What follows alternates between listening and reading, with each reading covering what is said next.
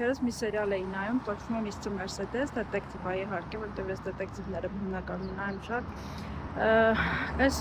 ֆիլմը առանձնապես շատ երաշխավորելու չի, որ ասես վաու շատ լավ ֆիլմ է, բայց մի հատ հետաքրքիր միտք կա, գլխավոր հերոսուհին ունի հոգեկան խնդիրներ, հոգեկան ճգնաժամերի միջով է պարբերաբար անցնում, ու դա փոքր տարիքից է իր մոտ եղել ու սրվել է նրա պատճառով, որ դպրոցական տղաներից մեկը, ով դասարանում, որ դասարաններում կան տղաներ, որ միշտ ավելի սիրուն են լինում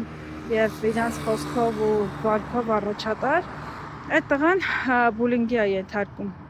այս աղջկան ու այս աղջիկը ասում է, որ ինքը